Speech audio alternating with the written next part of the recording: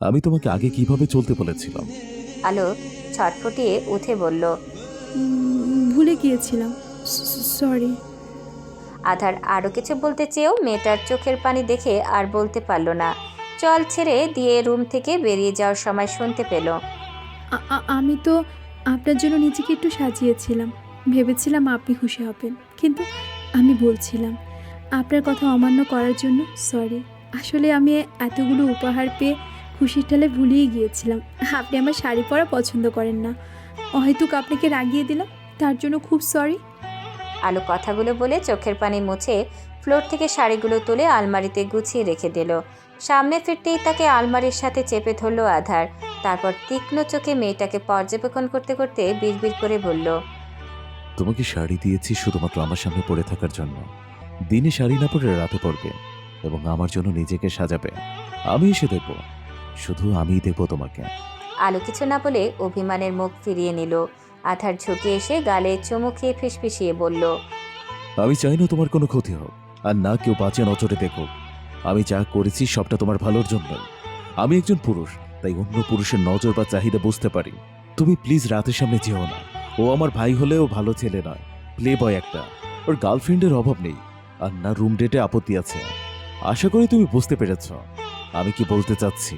তবুও যদি আমার কথা না শোনো, তাহলে আমি তোমাকে তোমার বাপের বাড়ি রেখে আসবো, কারণ আমি তোমাকে নিয়ে কোনো রকম ঝুঁকি নিতে চাই না। আলো সব কিছু বুঝতে পারলেও এ সময় এসব নিয়ে ভাবার সময় পেল না। কারণ লোকটার হাতেরও ঠোঁটের স্পর্শে তার শরীর থরথর করে কাঁপছে। আলো শুকনো ঢোক গিলে দুহাতে স্বামীকে ঠেলে সরাতে চাইল, কিন্তু মানুষটা উল্টো তাকে পাজা কোলে তুলে নিয়ে বিছানায় গেল। আলো কিছু বলতে চেয়েও বলতে পারল না, কারণ তার ঠোঁট জোড়া মানুষটার দখলে। আলো এক মুহূর্তের জন্য ভেবেই নিল আজ আর নিজেকে বাঁচাতে পারবে না। তবে তাকে ভুল প্রমাণ করে দিয়ে আধার শুধু চুমু খেয়ে শান্ত গলায় বলল। তুমি পুরোপুরি সুস্থ হওনি। সারাক্ষণ ব্যাঙের মতো না লাফিয়ে এখন চুপচাপ রেস্ট নাও। আমি খাবার নিয়ে আসছি। এ কথা বলে আধার চলে গেল। আর আলো লজ্জায় লাল নীল সবুজ হলুদ হয়ে বালিশের মধ্যে মুখ লুকিয়ে রাখলো। আজকাল মানুষটা একটু বেশি পাজি হয়ে যাচ্ছে। আধার খাবার নিয়ে এসে নিজ হাতে আলোকে খাইয়ে দিতে লাগলো এবং নিজেও একই প্লেটে খাবার খেতে থাকলো। আলো খাবার চিবোতে চিবোতে মুগ্ধ চোখে তাকিয়ে রইল স্বামীর মুখের দিকে। বেশ তাদের জীবন থেকে কতটা দিন চলে গেল, সাথে তিনজন কাছের মানুষকেও হারিয়ে ফেলল। এসব ভাবতে ভাবতে আলোর এক চোখ বেয়ে অশ্রু গড়িয়ে পড়ল। আধার চমকে উঠে চোখের পানি মুছে দিয়ে অস্থির গলায় জিজ্ঞেস করলো। শরীর খারাপ করেছে? মাথা ব্যথা করছে? ডক্টর ডাকবো? আলো নাক টেনে দুই দিকে মাথা নাড়িয়ে বলল। শাড়ি ঠিক থাকলেও যে আমার মনটা ঠিক নেই স্যার। আমার প্রিয়জনদের খুবই মনে পড়ছে, তাদের সাথে এমনটা না হলেও পারতো। আধার আড়ালে দীর্ঘশ্বাস ছাড়ল।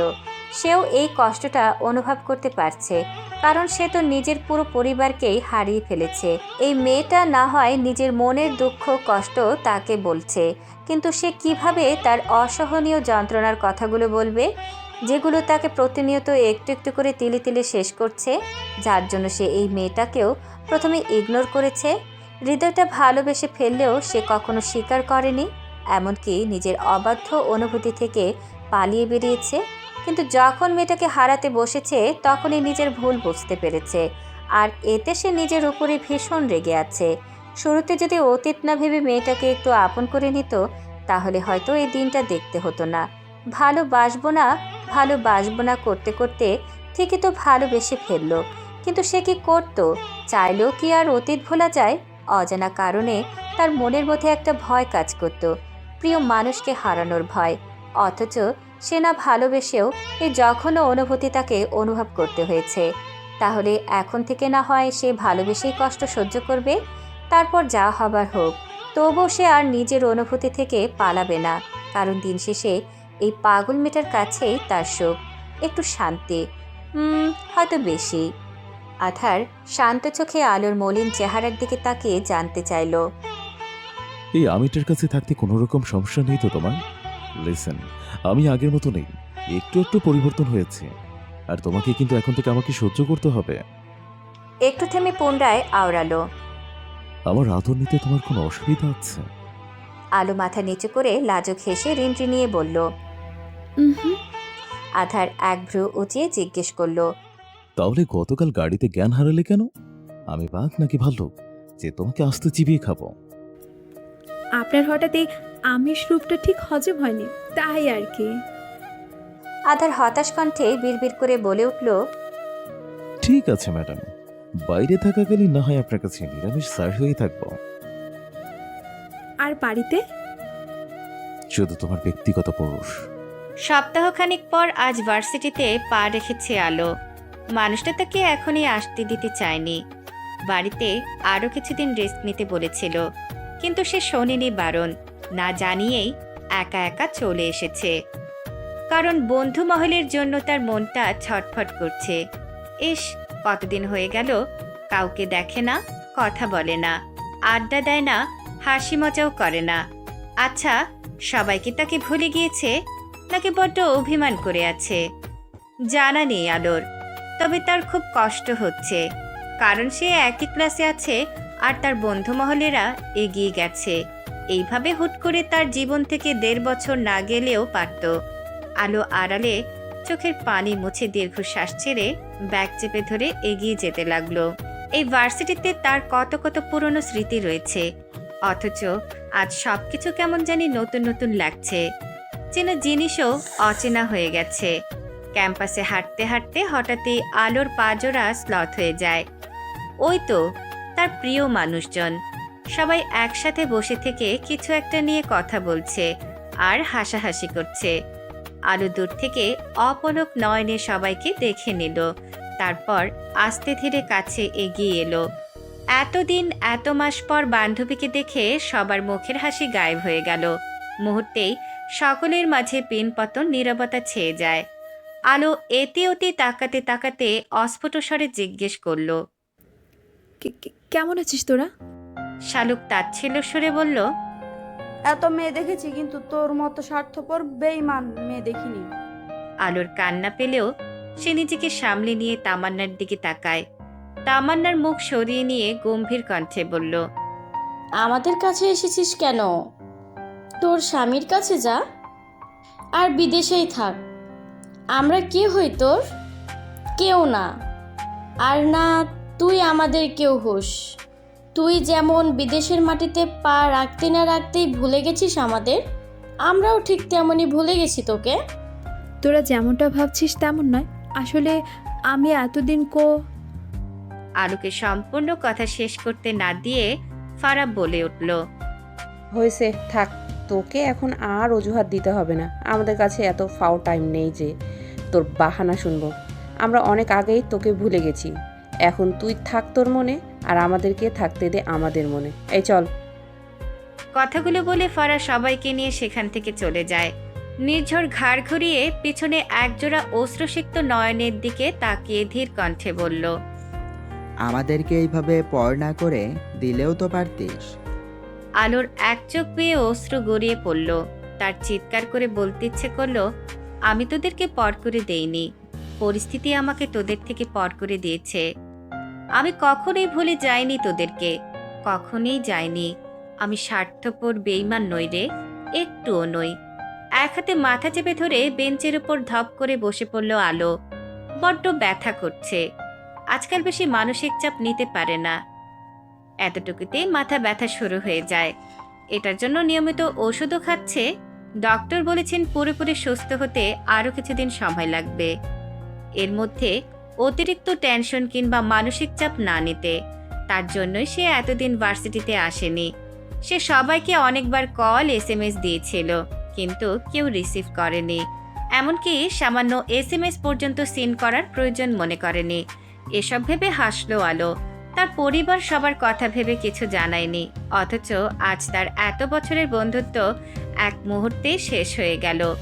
আলো কিছুক্ষণ একা বসে থেকে পানি খেয়ে উঠে চলে গেল। তার ইয়ার লস হয়েছে, ফলস্বরূপ আগের বর্ষেই রয়ে গেছে। তুমি এখানে? আলো অন্যমনস্ক হয়ে ফাঁকা করিডোর দিয়ে হাঁটছিল। এই সময় তার ক্লাস থাকলেও একা এতিমের মতো ক্লাসে যেতে ইচ্ছে করছে না। এই নতুন ক্লাসে পরিচিত নেই তার, আর না কাউকে চেনে, তাই সে একা একাই ঘুরছে। তখন খুব চেনা পুরুষালী কণ্ঠস্বর শুনে মুখ তুলে সামনে তাকায়। তার থেকে কিছুটা দূরে আধার স্যার কপাল কুঁচকে দাঁড়িয়ে আছে। আলো হঠাৎই রেগে যায়। সে অদূরে পানির বোতল ছুঁড়ে মেরে চিল্লিয়ে বলে উঠল, আমি কোথায় আসবো নাকি আসবো না সেটার জন্য এখন আপনাকে কৈফিয়ত দিতে হবে নাকি আপনার থেকে অনুমতি নিতে হবে? আধার কিছুক্ষণ চুপ থেকে এগিয়ে এসে দুহাতের আজলায় আলোর চেহারা ধরে শান্ত গলায় বলল, আমি কখনো তোমাকে বন্দি জীবন দিতে চাইনি, আর না ভবিষ্যতে দেব। তুমি আগে যেমন মুক্ত পাকিয়েছিলে, এখন তাই রয়েছ। শুধু তোমার জীবনের সাথে এখন এই আমিটা জড়িয়ে গেছি। তুমি চাও বা না চাও, এই পুরো তুমিটার খেয়াল রাখার দায়িত্ব আমার। আর সেখানে শুধু একবার কেন, আমি 1000বার কৈফিয়ত চাইব। প্রত্যুত্তরে আলো কিছু বলল না, শুধু স্বামীর বুকের মাঝে মুখ লুকিয়ে রাখলো। আধার এক হাতে আলিঙ্গন করে, অন্য হাতে মাথা বুলিয়ে দিতে দিতে জানতে চাইল, শরীর খারাপ লাগছে? হুম, আমি ঠিক আছি। একটু থেমে পুনরায় বলল, সরি, আসলে আমি এমন রিয়েক্ট করতে চাইনি। আধার ঝুঁকে কপালের মাঝে ঠোঁট ছুঁয়ে ফিসফিসিয়ে বলল, ইটস ওকে, আমি কিছু মনে করিনি। আলোর ঠোঁটের কোণে হাসি ফুটল, অথচ তার চোখ দুটো টলমল করছে। আধার হয়তো মেয়েটার চোখের ভাষা বুঝতে পারলো, তাই তো সে কথা ঘোরানোর জন্য গম্ভীর কণ্ঠে বলল, এখানে এসেছো ভালো কথা, তাহলে ক্লাস না করে টই টই করে ঘুরছো কেন? লিসেন মিস কালো, ক্লাস ফাঁকি দিলে সোজা পরীক্ষার খাতা ফেল করিয়ে দেব।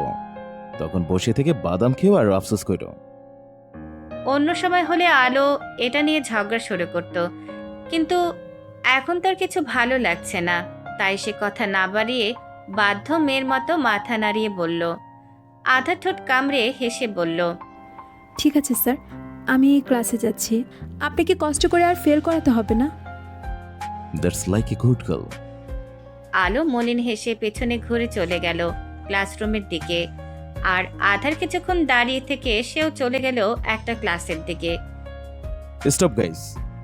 শালুক, তামান্না, ফারা, নেঝর ও মারুফ ক্লাস শেষ করে একসাথে সিঁড়ি বেয়ে নামছিল। তখন পেছন থেকে স্যারের গম্ভীর কণ্ঠস্বর শুনে সবাই থেমে যায় এবং ঘুরে দাঁড়ায়। তামান্না শান্ত গলায় বলল, জি স্যার, কিছু বলবেন? আধার দুহাত প্যান্টের পকেটে গুজে সিঁড়ি বেয়ে নামতে নামতে ধীর কণ্ঠে বলল, তোমরা আলোকে ভুল বুঝছো, তোমাদের ধারণারও বাইরে তার সাথে কি ঘটেছিল। স্যারের কথা শুনে সবার কপাল কুঁচকে যায়। শালুক তাচ্ছিল্যর হাসি দিয়ে বলল, স্যার, আপনি হয়তো আসল ঘটনা জানেন না, তাই এমন কথা বলছেন। ওই স্বার্থপর মেয়ে তার বিদেশি স্বামীর কাছে গিয়ে আমাদেরকে ভুলে গেছে। সামান্য একটা ফোন কলও দেয়নি। আমরা কত ছটফট করেছি জানেন?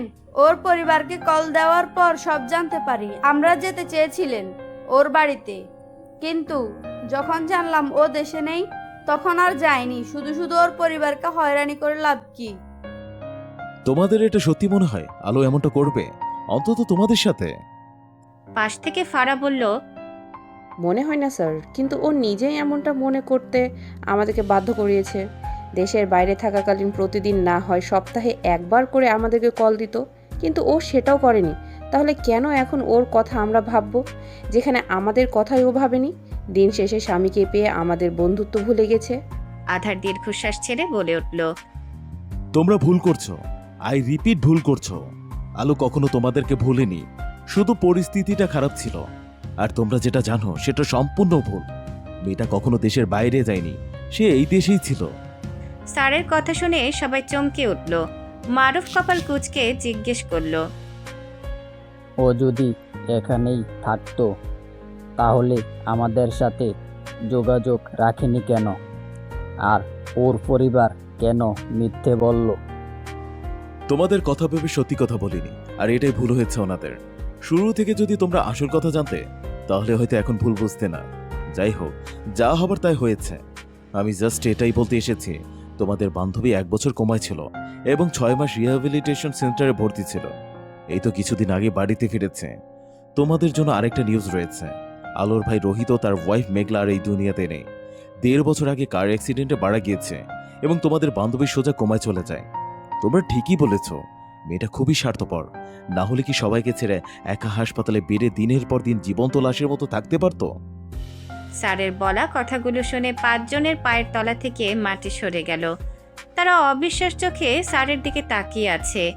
একটু আগের বলা বাক্যগুলো ঠিক হজম করতে পারছে না।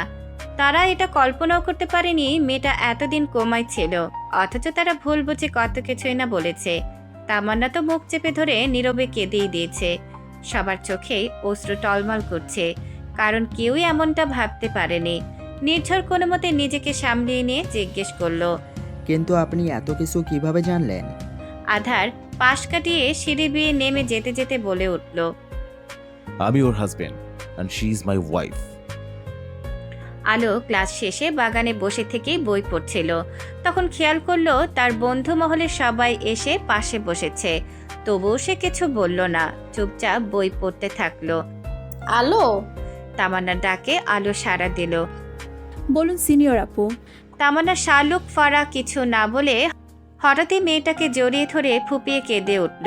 এতে আলো হকচকিয়ে গেলেও পরক্ষণে নিজেকে সামলিয়ে নিল। মারুফ ধরা গলায় বলল, আমরা কখনো ভাবতে পারিনি এমন কিছু ঘটে যাবে। তবুও আমাদের ব্যবহারের জন্য সরি, খুব সরি। আলো ফিচিল হেসে বলল, একজন স্বার্থপর বেঈমান মেয়ের কাছে সরি চাইতে হবে না, নয়তো দেখা যাবে সে আবারও আপনাকে ভুলে গিয়েছে। শালুক শক্ত করে জড়িয়ে ধরে ফিসফিসিয়ে বলল, সরি, আমি খুব সরি। হুট করে আমাদের এই দূরত্ব মানতে পারিনি। তোর উপর ভীষণ অভিমান হয়েছিল, তাই তখন রাগের মাথায় উল্টাপাল্টা কথা বলে ফেলেছি। তুই তো জানিস আমি বুঝি কম, চিল্লাই বেশি। প্লিজ আমাকে ক্ষমা করে দে। আমি আর কখনো তোকে ভুল বুঝবো না, কখনোই না। আলো চোখের পানি মুছে হেসে বলল, ঠিক আছে, দিলাম ক্ষমা করে। এখন 3 মোটকি ছাড় আমাকে, নয়তো তোদের চাপে আবারও কোমায় চলে যাব। তিনজন ছেড়ে দিল আলোকে। ফারা চোখ মুখ মুছে অভিমানী কণ্ঠে বলল, আধার স্যার যে তোর স্বামী হয় সেটা আমাদেরকে বলিসনি কেন? আলো মাথা চুলকিয়ে হাসার চেষ্টা করলো। সে আগেই বুঝতে পেরেছে ওই লোকটাই সবকিছু বলে দিয়েছে, কিন্তু এটাও যে বলেছে সেটা বুঝতে পারেনি। সে কিছুক্ষণ চুপ থেকে সবটা বুঝিয়ে বলল। সবকিছু শুনে নির্ঝর আফসোসের সুরে বলল, দিন শেষে কিনা তোর কপালে ওই নিরামিষ বদমাইশ স্যারটাই জুটল। নিশ্চয় বাড়িতেও তোর পায়ে সাথে পা মিলিয়ে ঝগড়া করে। আজ তো একটা নিম পাতা রসের মতো খাট্টাস লোক। তুই এইটাকে সহ্য করিস কিভাবে? আমি তোর জায়গায় থাকলে নির্ঘাত পাগলখানায় ভর্তি হয়ে যেতাম। আলো শব্দ করে হেসে উঠে বলল, ওই লোকটা যদি বনওয়াল হয় তাহলে আমি বাঘা তেঁতুল। বুনো ওল নয়, বল করলা, নিম পাতার রস, সাথে মাছ মাংস ছাড়া নিরামিষ তরকারি। আলো তামান্নার পিঠে চাটি মেরে গম্ভীর কণ্ঠে বলল, একদম আমার স্বামীকে নিয়ে মজা করবি না, নয়তো ওনাকে বলে পরীক্ষায় ফেল করে দিব তোদের। ফারা হেসে উঠে বলল, দেখা যাবে তোকেই ফেল করে দিয়ে বসে আছে তোর ব্যক্তিগত পচা স্যার। আলো হেসে আনমনে বলে উঠল, উনি পচা নয়, খুবই ভালো, আর আমার বেস্ট স্যার, বেস্ট হাজবেন্ড। অনেকদিন পর আজ সবার সাথে একটু আড্ডা দিয়ে বাড়িতে ফিরে এসেছে আলো। গোসল করে নামাজ পড়ে নিচে নেমে এলো। বাইরে থেকে খেয়ে আসায় খিদে নেই তার, শুধু 1 মগ কফি বানিয়ে নিল।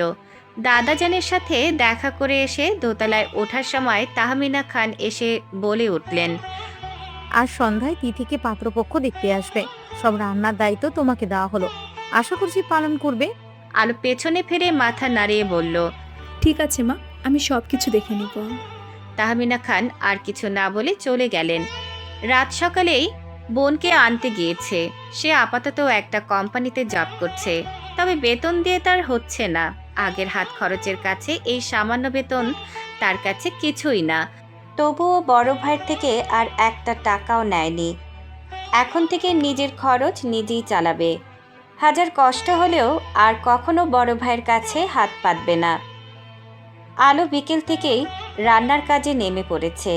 তাকে সাহায্য করছে শেফালি চাচি।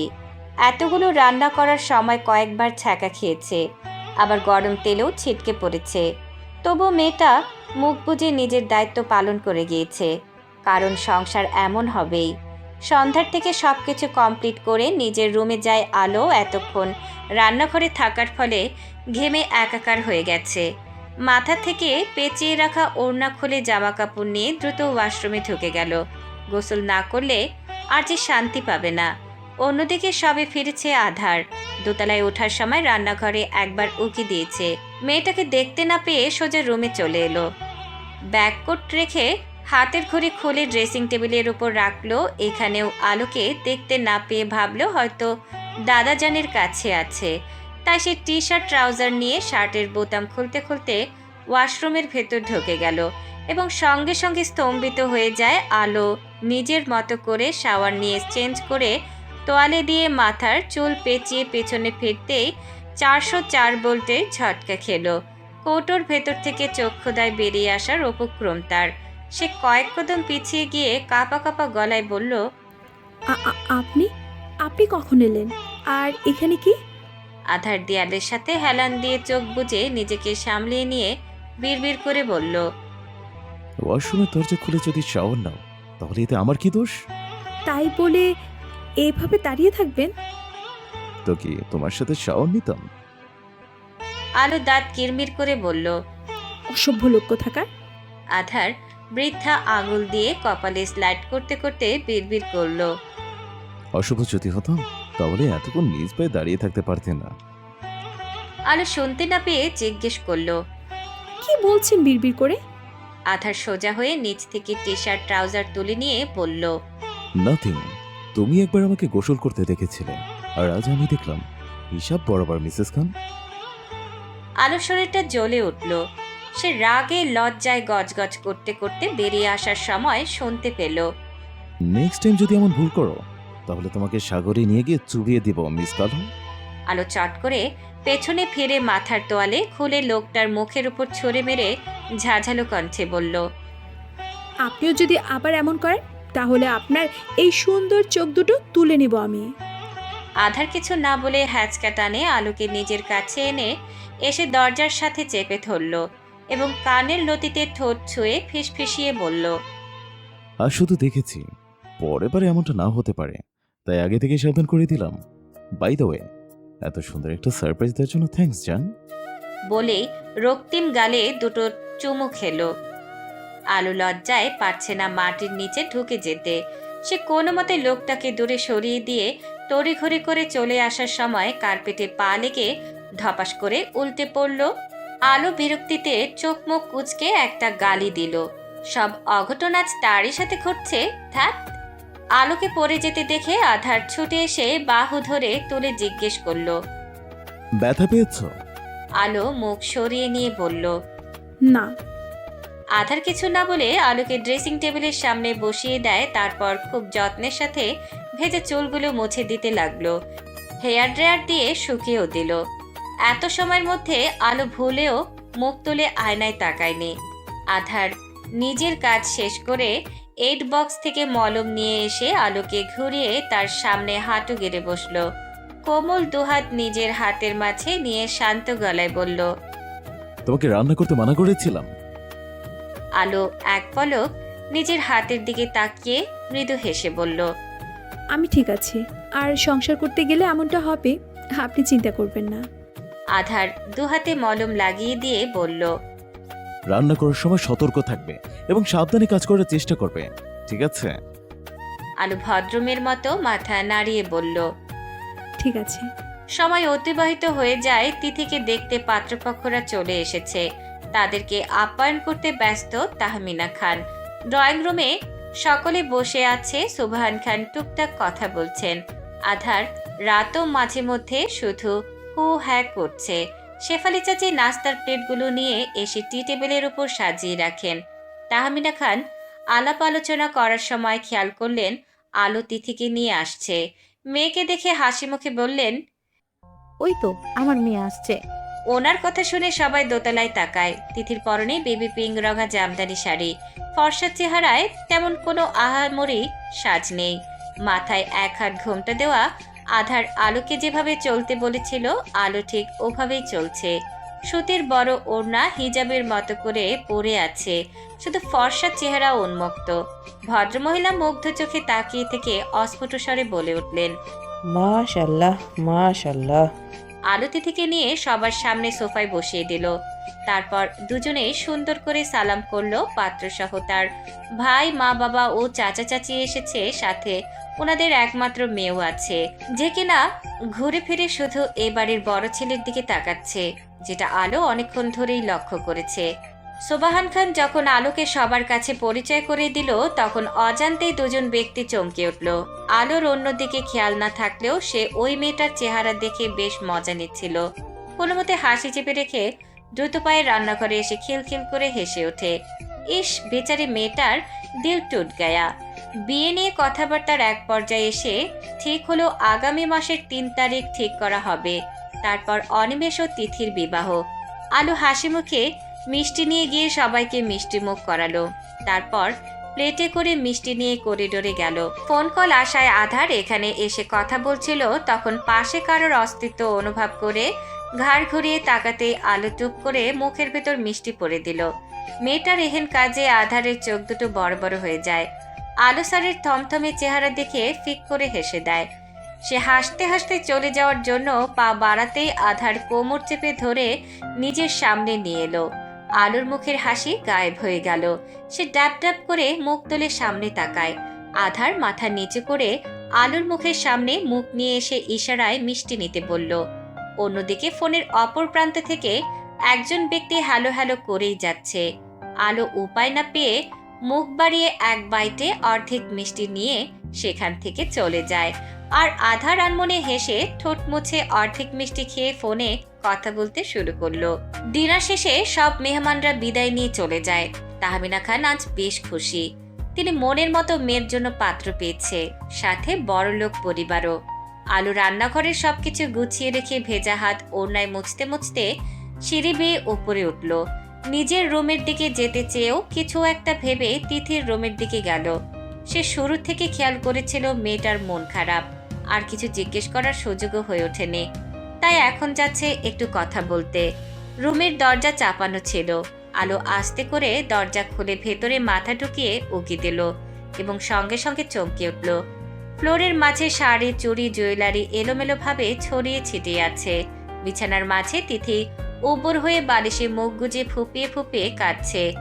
আলো দ্রুত ভেতরে প্রবেশ করে তিথির পাশে বসে মাথায় হাত রেখে অস্থির গলে জানতে চাইল, কি হয়েছে তিথি?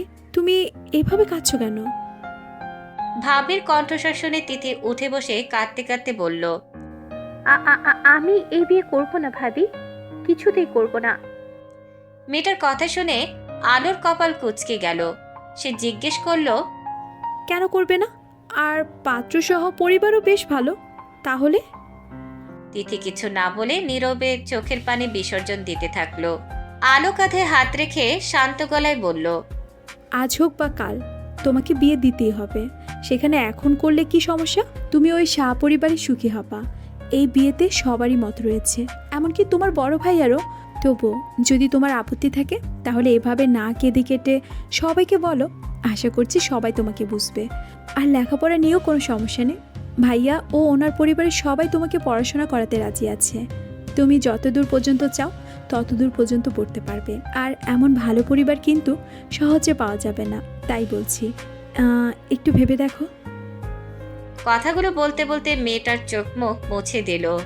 তিথি জোরে জোরে শ্বাস নিতে নিতে একসময় কাঁপা কাঁপা গলায় বলে উঠল, আমি আমি একজনকে ভালোবাসি ভাবি, আর তাকেই বিয়ে করতে চাই। ননদের মুখে এমন কথা শুনে আলোর চোখ দুটো বড় বড় হয়ে গেল। সে কোনো মতে নিজেকে সামলিয়ে বলল, তুমি যাকে ভালোবাসো সেও কি তোমাকে ভালোবাসে? মানে তোমরা রিলেশনে আছো? তিথি মাথা নাড়িয়ে জবাব দিল, হ্যাঁ, তিহানও আমাকে খুব ভালোবাসে, আর আমরা 2.5 বছর ধরে রিলেশনে রয়েছি। বুঝলাম। তা ছেলে কি করে? ও এবার মাস্টার্সে ভাবি, আপাতত বেকার। আলো কিছুক্ষণ চুপ থেকে শান্ত গলায় বলল, মা এই বিয়ের প্রস্তাবে রাজি এবং অনেক খুশি। তুমি এই বিষয়টা তোমার ভাইদের বলো। ওনারা নিশ্চয়ই তোমাকে বুঝবে এবং সঠিক সিদ্ধান্ত নেবে। ভাইদের কথা মনে হতেই তিথি তড়িঘড়ি করে বলল, বড় ভাইয়া যদি জানে আমি প্রেম করছি তাহলে আমাকে মেরে শেষ করে দেবে। ভাইয়া মোটেও ভালোবাসা প্রেম পছন্দ করে না। আমাকে পই পই করে নিষেধ করেছে আমি যেন কখনো এই ভালোবাসার চক্করে না পড়ি। কিন্তু আমি ভাইয়ার কথা রাখতে পারলাম না। ভাবি, আমিও দিন শেষে নিজের মনের কাছে হেরে গেলাম। আর ছোট ভাইয়াকে বলেও কোনো লাভ হবে না। মা যেটা বলবে, যেটা করবে, সেটাতে রাত ভাইয়ার মত রয়েছে বলতে পারো। মায়ের বাধ্য ছেলে, তাকে বললে উল্টো তিহানকে পিটবে, সাথে আমাকেও। আলো চিন্তায় পড়ে গেল। এখন সে কি করবে ঠিক বুঝতে পারছে না, কারণ তিথির কেসটা বেশ জটিল।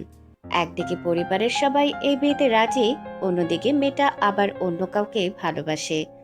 তাহমিনা খান এটা সহজে মেনে নেবে না, আর না শান্ত থাকবে। সে এসব ভেবে দীর্ঘশ্বাস ছেড়ে বলল, মনে সাহস নিয়ে তোমার বড় ভাইয়াকে একবার বলে দেখতে পারো।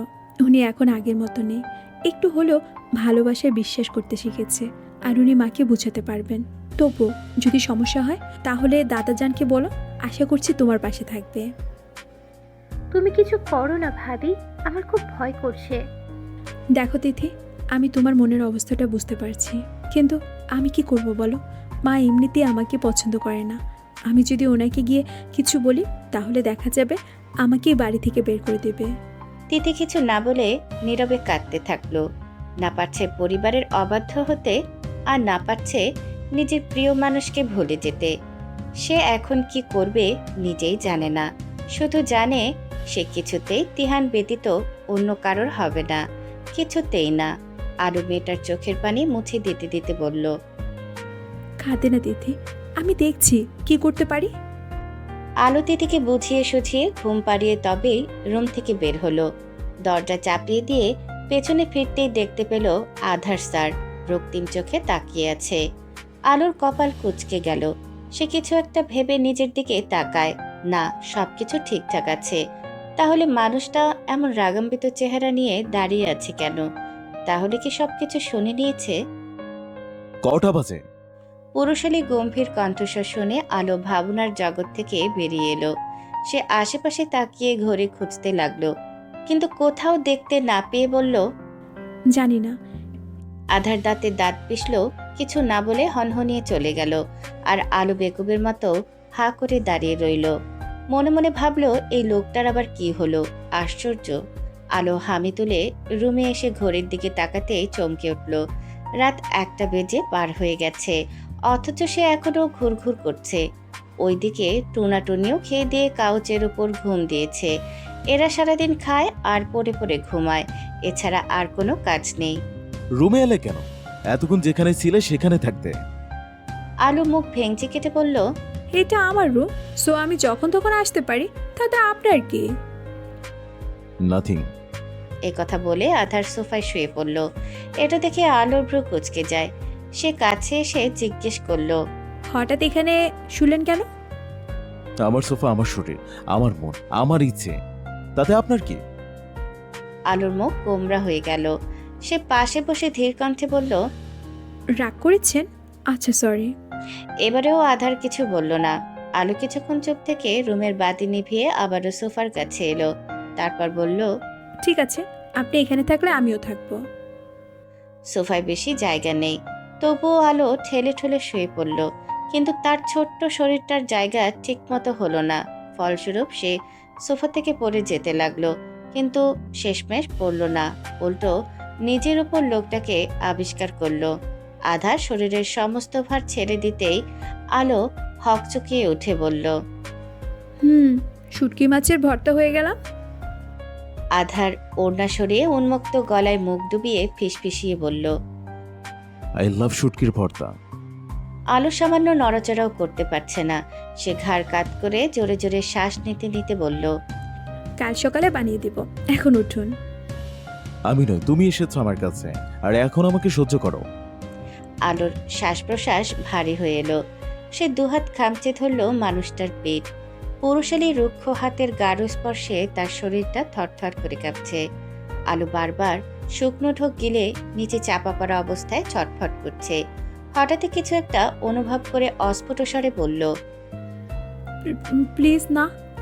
সঙ্গে সঙ্গে আধারের নেশা কেটে গেল। একই সাথে অজানা ঘর থেকেও বেরিয়ে এলো। তবুও সে শোধালো, নো। আলো কোনো জবাব দিল না। আধার চোখ বুজে লম্বা শ্বাস নিয়ে নিজের শুকনো ইচ্ছেটাকে দমিয়ে রেখে চুপচাপ সরে গেল। আলো আড়ালে দীর্ঘশ্বাস ছেড়ে নিচ থেকে ওড়না নিয়ে শরীরে জড়িয়ে সোজা ওয়াশরুমে চলে যায়। তারপর ফিরে এসে মানুষটাকে দেখতে না পেয়ে আলোর খারাপ লাগলো। সে ইচ্ছে করে তখন বাধা দিতে চায়নি, কিন্তু তার হাতে কোনো উপায় ছিল না। আলো আবারও দীর্ঘশ্বাস ছাড়ল। লোকটা নিশ্চয়ই রেগে আছে তার ওপর, নয়তো বিরক্ত হয়েছে। সে আস্তে ধীরে হেঁটে বিছানায় গিয়ে আধশোয়া হয়ে বসলো। হেডবোর্ডে মাথা ঠেকিয়ে চোখ দুটো বন্ধ করে নিল। কিছু সময় পর পেটের ওপর গরম কিছুর অস্তিত্ব অনুভব করে চকিতে তাকায়। আধার হটব্যাগের দিকে ইশারা করে শান্ত গলায় বলল, এটা পেটে ধরে রাখো, আরাম পাবে। আলো বাকরুদ্ধ হয়ে যায়। সে অবিশ্বাস চোখে মানুষটার দিকে তাকিয়ে রইল। একসময় জানতে চাইল, আপনি কিভাবে বুঝলেন? আধার হাসল। ঝুঁকে এসে কপালের মাঝে ঠোঁট ছুঁয়ে ফিসফিসিয়ে বলল, এই পুরো তুমিটাকে পড়তে শিখে গেছি, সাথে তোমার চোখের ভাষা এবং মনটাকেও। একটু থেমে পুনরায় আওড়ালো, আমি খারাপ হলে এতটা খারাপ নই যে তোমার কষ্ট বুঝবো না। আমার কাছে সবার আগে তুমি, তারপর বাকি সব। আলো আজ আবারও লোকটার প্রেমে উষ্টা খেয়ে পড়ল। এই পচা স্যারকে এত ভালো হতে কে বলেছিল? সে যে প্রতিবার লোকটার প্রেমে মুখ থুবড়ে পড়ে। এটা কি জানে অসভ্য পুরুষটা?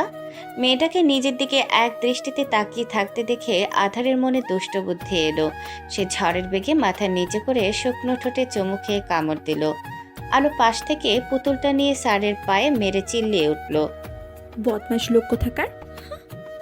আধার ঠোঁট কামড়ে হেসে 8 বক্স খুলে পেন কিলার নিয়ে এসে আলোর সামনে পানির গ্লাস ও ঔষধ বাড়িয়ে দিয়ে বলল, খেয়ে নাও।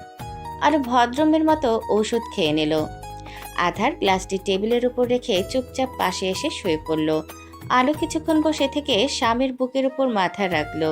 আধার অর্ধাঙ্গিনীকে আলিঙ্গন করে চুলে বিলি কেটে দিতে দিতে বলল, ঘুমাও। আপনাকে কিছু বলার ছিল, আজ নয়, কাল শুনবো।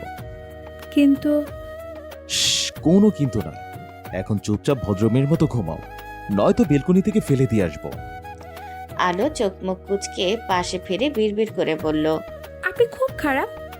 আধার আনমনে হেসে মেয়েটাকে পেছন থেকে শক্ত করে জড়িয়ে ধরল এবং কাঁধে মুখ গুজে ফিসফিসিয়ে বলল, আই নো আমি খারাপ, আর তোমার কাছে সারা জীবন খারাপই থাকতে চাই মিস কালো। আলোর ঘুম ভাঙল দুপুর বেলায়। এতে মেয়েটা বেশ বিরক্ত। এতদিন ভার্সিটিতে যেতে পারেনি, পড়ালেখা সব ভুলে বসেছে সে। আর আজ আবারও যেতে পারল না। মানুষটাও তাকে ডেকে দেয়নি। যদি ডাকতো তাহলে কি আর এভাবে নাকে তেল দিয়ে আরামসে ঘুমাতো? মোটেও না। আলো একরাশ বিরক্তি নিয়ে ওয়াশরুমে গেল। একেবারে গোসল নিয়ে তবেই বেরিয়ে এলো। রুম থেকে বের হতেই তিথির সাথে দেখা হয়ে যায়। এক রাতেই মেয়েটার চেহারার 12টা বেজে গেছে। নিশ্চয়ই রাতে আবারও কেঁদেছে। তুমি ঠিক আছো? ভাবের কথা শুনে তিথি মাথা নাড়িয়ে ছোট্ট করে বলল, আলো আর কথা বাড়ায় না। চুপচাপ তিথির সাথে গিয়ে ডাইনিংয়ে বসে পড়ল। তারপর নিজ হাতে মেয়েটার প্লেটে খাবার বেড়ে দিল। ততক্ষণে সোবাহান খান, তাহমিনা খানও হাজির। রাতে ঘুমাওনি? নিজের চেহারার কি হাল করেছো? আর কদিন পর তোমার বিয়ে, সেদিকে কোনো খেয়াল আছে? মায়ের কথা শুনে তিথি মাথা নিচু করে ধীর কণ্ঠে বলল, আমি এক্ষুনি বিয়ে করতে চাই না আম্মু, আমার আরও সময়ের প্রয়োজন। ব্যাস, তহমিনা খানের খাওয়া থেমে গেল এবং মুহূর্তেই ডাইনিং টেবিলের পিনপতন নীরবতা ছেয়ে যায়। আলো পানি দিয়ে কোনো মতে মুখের ভাত গেলে খেলো। তারপর আর চোখে শাশুড়ি মায়ের থমথমে মুখের দিকে তাকালো। তোমার বয়সী মেয়েরা বিয়ে করে 1-2 বাচ্চার মা হয়ে গেছে, আর তুমি চাও আরো সময়? তিথির তখন বলতে ইচ্ছে করলো, আমিও বিয়ে করতে চাই আম্মু, কিন্তু আমার ভালোবাসার মানুষটাকে, এছাড়া আর অন্য কাউকে নয়। তবে মুখে বলল, আমি এখনো বিয়ের জন্য প্রস্তুত নই। ঠিক আছে, যতদিন ইচ্ছে ততদিন সময় নাও, কিন্তু তোমারও অনিমেষের এঙ্গেজমেন্টটা হবে, আর সেটা আগামী সপ্তাহে। তিথি অসহায় চোখে ভাবি ও দাদাজানের দিকে তাকায়। আরও কিছু বলতে চেয়েও বলতে পারছে না, কারণ সে জানে যদি এখন কিছু বলে তাহলে সব ঝড় তার উপর দিয়ে যাবে। তবুও সে চুপ থাকতে পারছে না। আর চোখে দাদাজানের দিকে তাকিয়ে ফিসফিসিয়ে বলল, তুমি তো কিছু একটা বলো দাদাজান। বিয়েটা এখানেই ভেঙে দাও। নাত বউয়ের কথা শুনে সুবাহান খানের কপাল চারটে ভাঁজ পড়ল। তিনি ধীর কণ্ঠে শুধালেন, হঠাৎ বিয়ে ভাঙবে কেন? আর সাহা পরিবারের তো যথেষ্ট ভালো, ওখানে তিথি সুখে থাকবে। কিন্তু মেয়েটা তো চায় না বিয়ে করতে। সবাইকে তোমার মতো বিয়ে করবো বলে লাফালাফি করবে আর ইচ্ছে করে পরীক্ষায় ফেল করবে? আলোর মুখ কালো হয়ে গেল। ফিসফিস করে বলল, আমি যদি এমন না করতাম তাহলে আমাকে নাত বউ হিসেবে কিভাবে পেতে? সুবাহান খান ভাবুক হয়ে বললেন, তাও ঠিক। এখন তাড়াতাড়ি বিয়ে ভাঙার ব্যবস্থা করো, নয়তো হিতে বিপরীত হয়ে যাবে গো দাদাজান। কোনো সমস্যা? তোমার নাতনি অন্য একজনকে ভালোবাসে আর তাকে বিয়ে করতে চায়। অপ্রত্যাশিত কিছু বাক্য শুনে মুহূর্তেই ভীষণ খেলেন সুবাহান খান। আলো তড়িঘড়ি করে পানির গ্লাস এগিয়ে দিল। সুবাহান খান এক নিঃশ্বাসে পানি খেয়ে নাতবুর দিকে বড় বড় চোখে তাকান। আলো মাথা চুলকিয়ে হাসার চেষ্টা করল। এখন কি হবে কে জানে। সুবাহান খান কিছুক্ষণ থমেরে বসে থেকে ছোট বৌমার উদ্দেশ্যে বললেন, এত তাড়াহুড়ো করছো কেন? মেয়েটা যখন চাচ্ছে না বিয়ে করতে তখন জোর করো না, ওর মতো ওকে থাকতে দাও। আর আজকাল মেয়ের পছন্দ অপছন্দ বলেও কিছু আছে।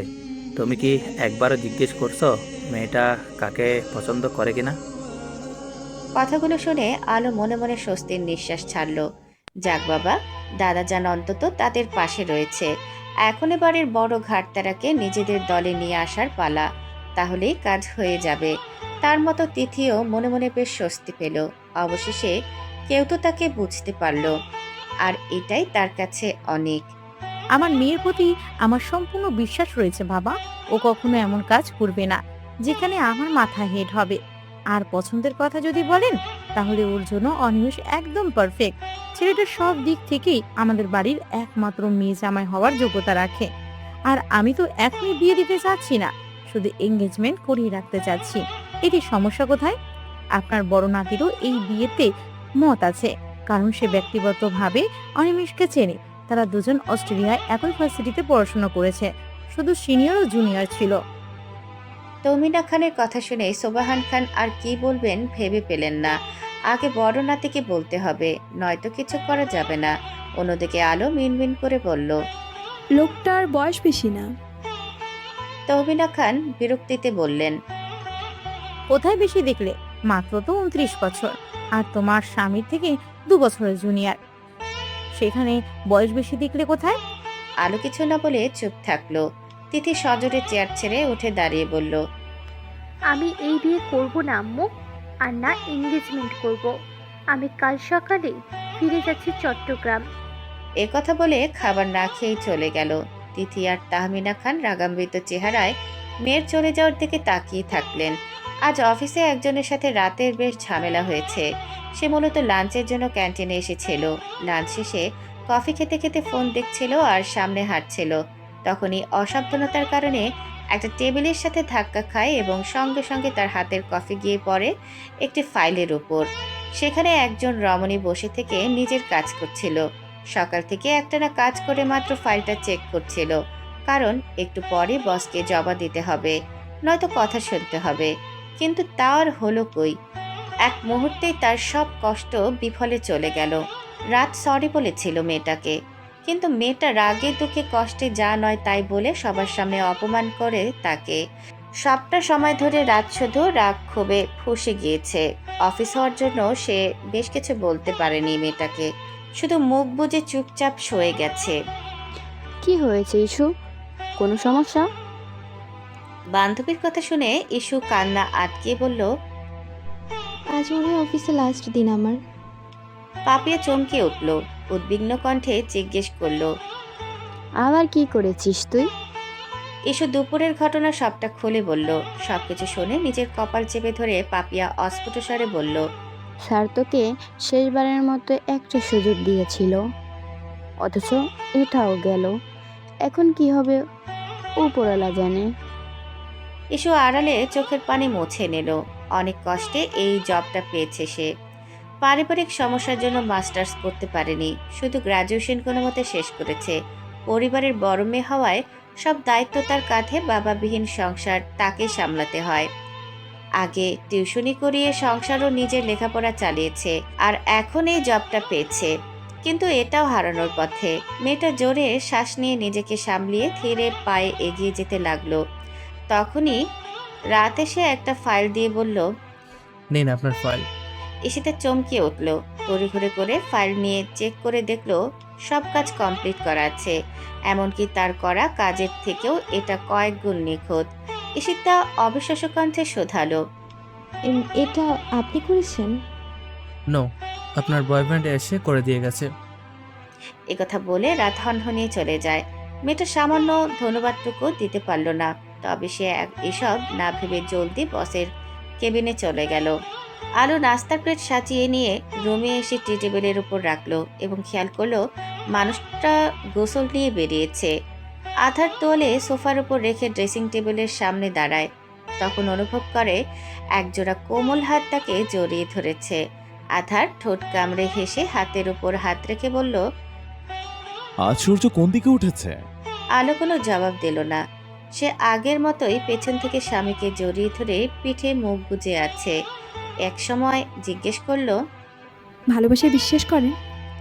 আধার বিছানায় বসে আলোকে নিজের এক রানের উপর বসিয়ে নিয়ে শান্ত গলায় বলল, আগে যদি এই প্রশ্নটা করতেন তাহলে উত্তর আমার না হতো। আর এখন? এখন হ্যাঁ, আমি বিশ্বাস করি ভালোবাসায়। আলোর ঠোঁটের কোণে হাসি ফুটল। সে দুহাতে স্বামীর গলা জড়িয়ে ধরে গালে টুপ করে চুমু খেলো। আধার সরু চোখে তাকিয়ে সন্দিহান কণ্ঠে শোধালো, তোর মতলবটা আমার ঠিক লাগছে না। কথায় আছে, অতিভক্তি চোরের লক্ষণ। আলো মুচকি হেসে মানুষটার গালে হাত রেখে জানতে চাইল। ভালোবাসেন আমায়? আধার ঝুঁকে এসে ঠোঁটে শক্ত চুমু খেয়ে ফিসফিসিয়ে বলল। একটুও না। আলো নিঃশব্দে হেসে কাঁধে মাথা ঠেকিয়ে বলল, আমি যদি আপনার কাছে কিছু চাই তাহলে দিবেন? একথা শুনে আধারের মনটা খচখচ করলো। সে গম্ভীর কণ্ঠে বলল, আমার থেকে কখনোই মুক্তি পাবে না। আমার মুক্তি চাই না, আমি সারা জীবন আপনার কাছে থাকতে চাই। আধার মনে মনে স্বস্তির নিঃশ্বাস ছাড়ল। সে তো এক মুহূর্তের জন্য ভয় পেয়ে গেছিল। বলো কি চাই তোমার? আমার সাধ্য থাকলে অবশ্যই এনে দেব। আলো একটু সময় নিয়ে বলে উঠল, তিথির বিয়েটা ভেঙে দিন। ও অন্য একজনকে ভালোবাসে আর তাকেই বিয়ে করতে চায়। কিছু কিছু অনাকাঙ্ক্ষিত ঘটনা এবং অপ্রত্যাশিত বাক্য মুহূর্তেই ব্যক্তিকে থমকাতে চমকাতে ও স্তব্ধ করতে বাধ্য করে। ঠিক তেমনি আজ আলোর মুখে ছোট বোনের ব্যাপারে এমন কথা শুনে আধার কয়েক মিনিটের জন্য বাকরুদ্ধ হয়ে যায়। মেয়েটার কোমর আঁকড়ে ধরা হাত দুটো ঢিলে হয়ে গেল। আলো নিজের ব্যালেন্স ঠিক রাখার জন্য মানুষটার টি শার্টের গলা খামচে ধরল। খেয়াল করলো লোকটার চোয়াল শক্ত হয়ে উঠেছে, সাথে দু চোখের সাদা অংশ লালচে ধারণ করেছে। আলোর হঠাৎই বুকটা ধক করে উঠল। তাহলে কি সে ভুল জায়গায় কথাগুলো বলল? কিন্তু একটু আগেই তো তিনি বললেন যে উনি ভালোবাসার বিশ্বাস করেন, তাহলে এখন এমন অস্বাভাবিক রিয়াকশন কেন? আলোর ভাবনার মাঝেই আধার তাকে বিছানায় রেখে দ্রুত পায়ে রুম থেকে বেরিয়ে গেল। আলো হতবাকের মতো কয়েক সেকেন্ড বসে থেকে মুহূর্তেই দৌড়ে বাইরে যায়। এই তিথি, দরজা খোল। আধার বোনের রুমের সামনে দাঁড়িয়ে থেকে দরজায় নক করছে, কিন্তু ভেতর থেকে কোনো রকম সাড়া শব্দ এলো না। আর না মেয়েটা দরজা খুলে দিল। আধারের মনটা অস্থির হয়ে যায়। চোখের পাতায় পুরনো স্মৃতি ভেসে উঠছে। সে হাঁসফাঁস করতে করতে আরো কয়েকবার ডাকলো বোনকে, কিন্তু ফলাফল আগের ন্যায় শূন্য। অন্যদিকে আধারের চিল্লাচিল্লি শুনে তাহমিনা খান ও সুবাহান খান হন্তদন্ত হয়ে দোতলায় উঠে এলেন।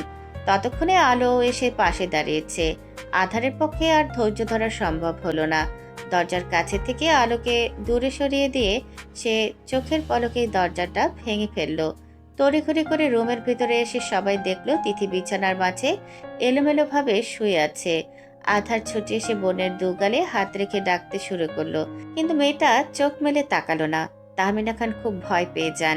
একমাত্র আদরের মেয়ে ওনার, তার কিছু হলে তিনি কিছুতেই সইতে পারবেন না। তিনি ছুটে এসে মেয়েটার মাথা কোলের ওপর নিয়ে ডাকতে থাকলেন। সুবাহান খান চিন্তিত মুখে নাতনের পাশে বসলেন। আলো কপালের ঘাম মুছে আশেপাশে তাকায়। তিথির শরীরে কোনো রকম ক্ষত নেই, নিঃশ্বাসটাও পড়ছে খুবই ধীরে। তার এলোমেলো দৃষ্টি গিয়ে আটকায় টি টেবিলের ওপর রাখা ঔষধের পাতায়। আলো ছুটে এসে ঔষধের পাতা হাতে নিয়ে সবার উদ্দেশ্যে বলল। তিথি 3টে ঘুমের ওষুধ খেয়েছে। আধার চমকে উঠল। সে কাউকে কিছু না বলে তিথিকে পাজা করে তুলে নিয়ে রুমের বাইরে ছুটল। উদ্দেশ্য তার হাসপাতালে যাওয়া, কারণ সে তার বোনকে নিয়ে কোনো রকম ঝুঁকি নিতে চায় না। তোমাকে যেতে হবে না, তুমি বাড়িতে থাকো।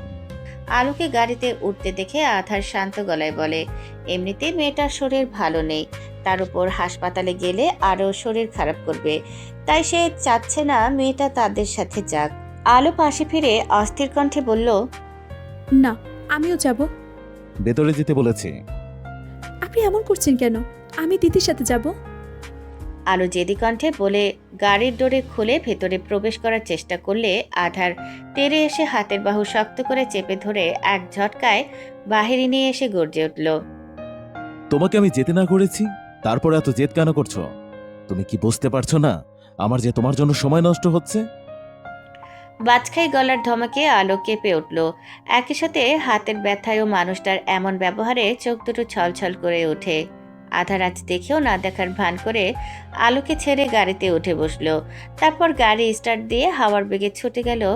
আলো মাথা নিচু করে ঠোঁট কামড়ে কান্না আটকে রাখার বৃথা চেষ্টা করলো। সে তো একটু যেতেই চেয়েছিল, তাই বলে মানুষটা এমন করবে? হঠাৎই আলোর পেটের ভেতরটা গুলিয়ে উঠল। সে এক হাতে মুখ চেপে ধরে বাড়ির ভেতরে ছুটে যায়। কোনো মতে রুমে এসে ওয়াশরুমে গিয়ে বমি করতে লাগলো। মেয়েটার শরীর ধীরে ধীরে ক্লান্ত হয়ে গেল। সে মুখ ধুয়ে এক হাতে মাথা ও আরেক হাতে নিজের পেট চেপে ধরে চোখ বুজে দেয়ালের সাথে হেলান দিয়ে দাঁড়িয়ে রইল। মাথাটা তার হালকা ঘুরছে। কিছুক্ষণের মধ্যে আবারও পেট গুলিয়ে উঠল। মেয়েটা আরেক দফা বমি করলো এবং একসময় তার শরীরটা নেতিয়ে পড়তে অফিসে অনেকটা দেরি হয়ে যায় রাতের। সব দোষই বেয়াদব মেয়েটার। নিজের কাজ ফেলে রেখে মেয়েটার ফাইল রেডি করেছে, তাই তো এখন নিজের কাজ করতে করতে লেট হয়ে গেল। রাত বিরক্তিতে চোখ মুখ কুচকে সব কাজ শেষ করে হাতে ব্যাগ নিয়ে অফিস থেকে বেরিয়ে এলো। পার্কিংয়ে প্লেসে থেকে নিজের বাইকে উঠে গেট দিয়ে বেরিয়ে কিছু দূর আসতেই ব্রেক কষলো, কারণ সামনে রাস্তার পাশে ল্যাম্পপোস্টের নিচে ওই বেয়াদব মেয়েটা দাঁড়িয়ে আছে। হয়তো রিক্সা খুঁজতেছে। রাত বাইকের ওপর বসে থেকে অচেনা মেয়েটাকে দেখছে একটা রিক্সাওয়ালার সাথে ভাড়া নিয়ে ঝগড়া করছে। রাগারাগি করার ফলে উজ্জ্বল শ্যামবর্ণের চেহারাটা হালকা লালচে হয়েছে। নাকের পাতা দুটো বারবার ফুলে উঠছে। মেয়েটার ঝগড়া করার অঙ্গভঙ্গি দেখে অজান্তে ঠোঁট কামড়ে হাসলো রাত।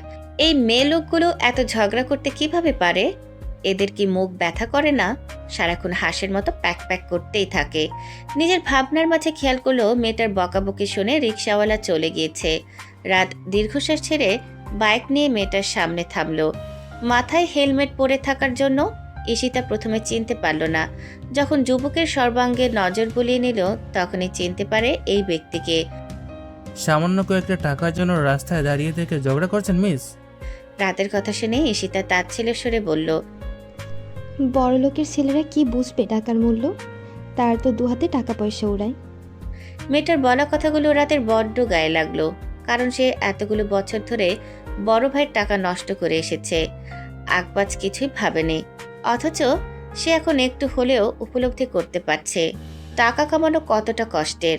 রাত নিজেকে সামলিয়ে হেলমেট খুলে শান্ত গলায় বলল, লিফটের প্রয়োজন? থ্যাঙ্কস, বাট আমার লিফটের প্রয়োজন নেই, আমি চলে যেতে পারবো। Okay fine. একথা বলে রাত পুনরায় হেলমেট পরে বাইকের চাবি ঘুরিয়ে স্টার্ট দিয়ে বাতাস চিরে ছুটে চলে যায়। ঈশিতা কিছুক্ষণ অপেক্ষা করে সামনে হাঁটতে শুরু করলো। এই রাস্তাটা শুনশান হওয়ায় তেমন গাড়ি ঘোড়া পাওয়া যায় না। ঈশিতা আনমনে হাঁটতে হাঁটতে খেয়াল করলো সামনে থেকে একটা রিক্সা আসছে এবং এসে সোজা তার সামনেই থামলো। ঈশিতা নিজের ঠিকানা বলে জিজ্ঞেস করলো যাবে কিনা। লোকটা সাথে সাথে হ্যাঁ বললেন এবং এটাও জানালেন সে যা ভাড়া দিবে ওটাই নেবে। এতে এসে তার মনে খটকা লাগে। এই লোকটার আবার কোনো খারাপ মতলব নেই তো? দেখে তো তেমন কিছু মনে হচ্ছে না, কিন্তু তার মন বলছে কিছু একটা গন্ডগোল আছে। তাই সে সরাসরি নাখোঁজ করে দিল, যাবে না ওই রিকশায়। লোকটা হয়তো মেয়েটার সন্দেহ বুঝতে পেরেছেন, তাই তিনি হেসে বললেন, ভয় পাবেন না, আমি খারাপ লোক নই। আর আপনাকে সুস্থ অবস্থায় বাড়িতে পৌঁছে দেওয়ার জন্যই আমাকে একজন পাঠিয়েছে। লোকটার কথা শুনে ঈশিতার পাজোড়া স্লথ হয়ে যায়। সে চমকে উঠে পেছনে ফিরে অবাক কণ্ঠে জিজ্ঞেস করলো, কে সেই ব্যক্তি? সেটা তো বলতে পারবো না। এখন শুধু আপনাকে আপনার বাড়িতে পৌঁছে দেওয়ার দায়িত্ব আমার। ঈশিতা দ্বিধায় পড়ে গেল। সে কিছুক্ষণ কি করবে না করবে ভাবতে ভাবতে উঠে পড়ল রিকশায়। এরপর যা হবে দেখা যাবে। লোকটা তার কথা মতো একদম একটা পুরাতন বিল্ডিং এর সামনে রাখলো। ঈশিতা মনে মনে স্বস্তির নিঃশ্বাস ছেড়ে নেমে পড়ল। ভাড়া দেওয়ার সময় লোকটা বললেন, উনি আগেই ভাড়া দিয়ে দিয়েছেন, আপনাকে আর দিতে হবে না। একথা বলে লোকটা রিকশা নিয়ে চলে গেলেন। আর ঈশিতা হতভম্বের মতো দাঁড়িয়ে রইল। মনে মনে ভাবতে লাগলো কে এই অচেনা শুভাকাঙ্ক্ষী। পরের দিন সকালে হাসপাতাল থেকে তিথিকে নিয়ে খানবাড়িতে ফিরল আধার। শুধু শুধু হাসপাতালে থেকে শরীর খারাপ করার কোনো মানেই হয় না।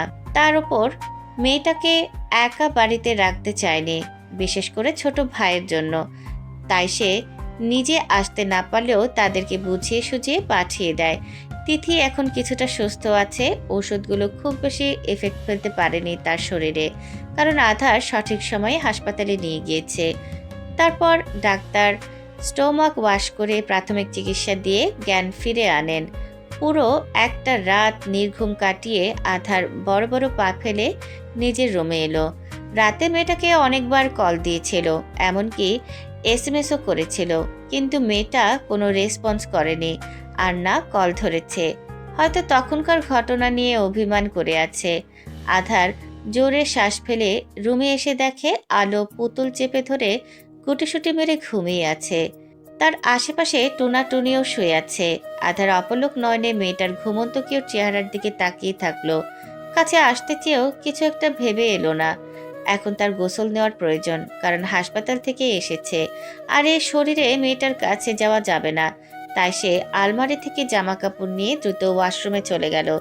ঘুমের ঘরে নরম ঠোঁটের স্পর্শ পেয়ে আলো মৃদুস্বরে গোঙালো। চোখে মুখে গরম নিঃশ্বাস আছড়ে পড়তেই ব্রেন সজাগ হলো, কিন্তু পুরোপুরি ঘুম ছুটে গেল না। হঠাৎই তার মনে হলো বাড়িতে আধার স্যার নেই, তাহলে তাকে কে এইভাবে চুমু খাচ্ছে? তার মানে এটা ওই প্লে বয় নয়তো? ব্যাস, আলোর সব ঘুম মুহূর্তেই উড়ে গেল। একই সাথে রুমের পিনপত নীরবতা ভাঙল এক জোরালো থাপ্পড়ের শব্দে। আপনি? আলোর কণ্ঠস্বর কেঁপে উঠল। সে ভয়ে ভয়ে সামনে ব্যক্তির দিকে তাকিয়ে বারবার শুকনো ঢোক গিলছে। এত বড় একটা ভুল কিভাবে করতে পারল সে? একবার তো চোখ মেলে তাকিয়ে দেখার উচিত ছিল, তাহলে হয়তো এই সর্বনাশটা ঘটতো না।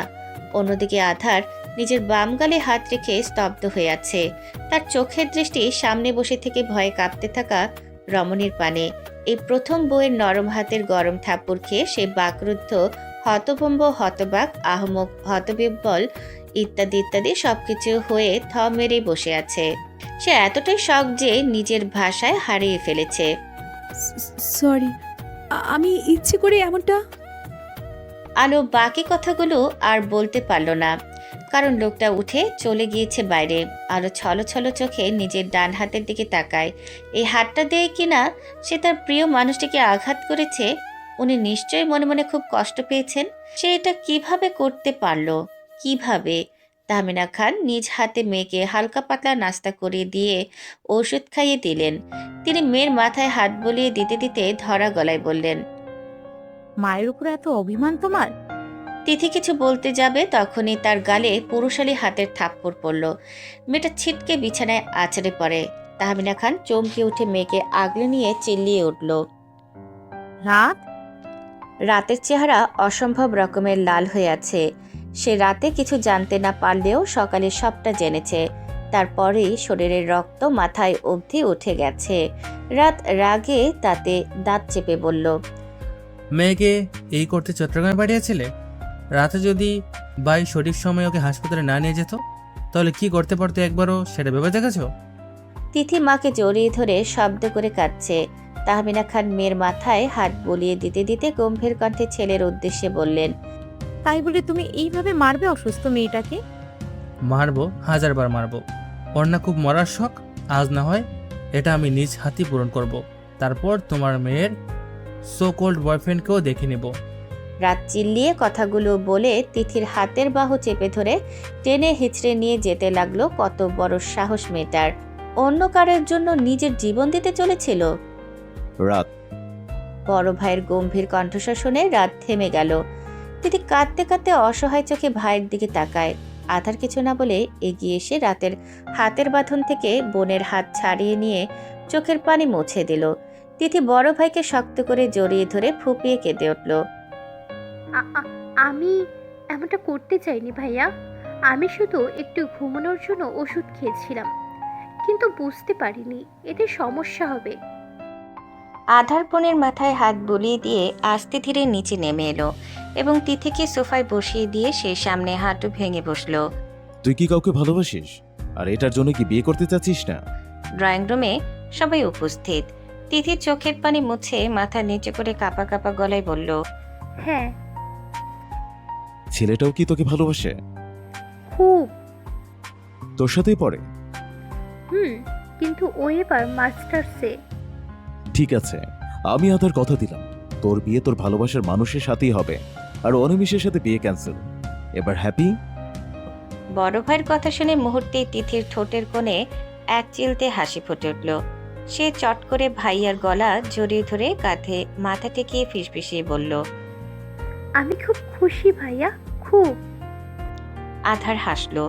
ওইদিকে তাহমিনা খান কিছু বলার জন্য ছটফট করছেন, কিন্তু শ্বশুর মশাইয়ের জন্য কিছু বলতে পারছেন না। আধার বোনের কপালে ঠোঁট ছুঁয়ে আদর করে দিয়ে বলল, এখন রুমে গিয়ে রিল্যাক্সে ঘুম দিবি, একদম মন খারাপ কিংবা কান্নাকাটি করবি না। নিজের শরীরের প্রতি খেয়াল রাখ, আফটার অল সামনে তোর বিয়ে, সো জাস্ট চিল। তিথি মন খুলে হাসল। হঠাৎই তার নজর ভাইয়ের বাম গালের দিকে গেল, যেখানে লাল হয়ে আছে। সে আলতো হাতে গাল স্পর্শ করে বিচলিত কণ্ঠে জিজ্ঞেস করল, এখানে কি হয়েছে ভাইয়া? কেউ মরেছে? আলো সিঁড়ির মাঝখানে চুপচাপ দাঁড়িয়ে ছিল। লোকটার বলা কথাগুলো শুনে তার ঠোঁটের কোণে হাসি ফুটে উঠলেও ননদের কথা শুনে মুহূর্তে হাসিটা গায়েব হয়ে গেল। জাস্ট বিচু একটা পোকা ছেয়েছে, তাই লাল হয়েছে। তুই এসব নিয়ে না ভেবে রুমে গিয়ে রেস্ট নে। শেফালি চাচি ওকে নিয়ে যান। আধারের কথা শুনে তিথি আর কিছু বলল না, চুপচাপ শেফালি চাচির সাথে চলে গেল। এটা তুমি কি করলে আধার? চেনা নেই, জানা নেই, হুট করে একটা বেকার ছেলের সাথে বিয়ে ঠিক করে দিলে। আধার শান্ত চোখে তাহমিনা খানের দিকে তাকিয়ে বলল, তো কি করতাম বলুন? আমি কি করতাম? আপনি নিশ্চয়ই অতীত ভুলে যাননি। আমি একবার আমার বোনকে হারিয়েছি, দ্বিতীয়বার আর বোনকে হারাতে পারবো না। তাই বলে একটা বেকার ছেলের সাথে?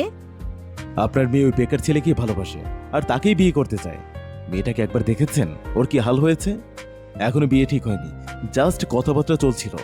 এতেই মেয়েটার কেমন রিয়েক্ট করলো সেটা তো জলযন্ত্র প্রমাণ পেলেন। আর কি চাই আপনার বলুন তো? সারাক্ষণ টাকা আর টাকা করতে থাকেন, তা আপনি কি টাকা কবরে সঙ্গে করে নিয়ে যাবেন? ছেলেটা তো এখন না হয় বেকার আছে, নিজের পড়ালেখা শেষ করে কিছু একটা ব্যবস্থা করে নেবে। আর আমি লোক লাগিয়ে খবর নেব সবকিছু জানার জন্য। ওই ছেলেটা যদি খারাপ হয় তাহলে কখনোই তিথির সাথে ওর বিয়ে দেব না। এটুকু বিশ্বাস রাখতে পারেন আমার উপর। আমি আর যাই করি না কেন, কখনো আপনার ছেলে মেয়ের কোনো ক্ষতি করতে চাইনি, বরং তাদেরকে ভুল পথে যাওয়া থেকে সাবধান করেছি। কিন্তু আপনার ছেলে মেয়ে কখনই আমার কথা শোনেনি। এখন আপনিই ভাবুন কি করবেন। টাকা পয়সা নেবেন নাকি নিজের মেয়েকে জীবন্ত অবস্থায় চোখের সামনে দেখবেন? এক নাগারে কথাগুলো বলে থামলো আধার। তারপর রাতের সামনে গিয়ে দুহাত প্যান্টের পকেটে গুজে গম্ভীর কণ্ঠে বলল, বোনকে তো কখনো আগলে রাখতে দেখলাম না তোকে, তাহলে এখন এত দরদ কই থেকে আসে? হ্যাঁ, মেয়েটাকে যে থাপ্পড় মেরেছিস না, ওটা তোকে মারা উচিত। নিজের চরিত্রের ঠিক নেই, সে এসেছে অন্যকে জাজ করতে। একটু থেমে পুনরায় হেস হিসালো। আই উইশ ছেলেটা যেন তোর মতো না হয়। রাত ভাইয়ের চোখে চোখ রেখে বলল, আমি নিজেকে শুধরে নেওয়ার চেষ্টা করছি, তুমি চাইলে খোঁজখবর নিতে পারো। আধার হালকা হেসে বলল, আমি আমার দায়িত্ব সবসময় পালন করি, এখন না হয় তুই একটু দায়িত্ব পালন কর। বলো কি করতে হবে? চট্টগ্রামে গিয়ে ছেলেটা 14 গোষ্ঠীর খবর বের কর, সাথে পুরো বায়োডাটা। ভুলভাল যদি কোনো ইনফরমেশন আনিস তাহলে তোকে ওই দিনে আমি জুতা দিয়ে পিটাবো। আশা করি মন দিয়ে কাজ করবি। রাত হালকা ঝুঁকে এসে ফিসফিসিয়ে বলল, সে না হয় করবো, কিন্তু তুমি তো নিজেই বউয়ের হাতে মার খেয়ে বসে আছো। সেখানে আমাকে মারবে কি? উল্টো বোম্বাই মরিচ তোমাকেই উত্তম মাধ্যম দিবে। অলরেডি দেওয়া শুরু করেছে। একথা বলে রাত দাঁত কেলিয়ে হাসলো। আধার রাগে দাঁতে দাঁত পিষল। সেখান থেকে চলে যাওয়ার সময় শুধু বলল, দোয়া করি তোর কপালে এমন একটা মেয়ে জুটুক যে কিনা তোকে 3 বেলা সর্ষে ফুল দেখাবে।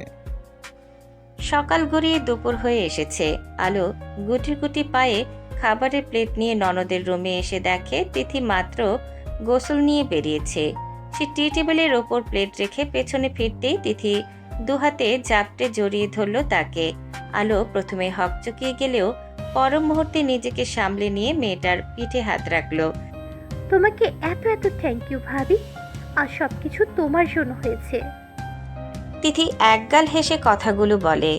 আলো মুচকে হেসে ধীর কণ্ঠে বলল, আমি কিচ্ছুই করিনি দিদি, যা করেছি হুপুরহালা এবং তোমার বড় ভাইয়া। এখন চুপচাপ খাবার খেয়ে নাও, তারপর ওষুধ খেতে হবে। তিথি ভাবিকে ছেড়ে দিল। আলো এলোমেলো হয়ে থাকা বিছানাটা সুন্দর করে গুছিয়ে দেয়।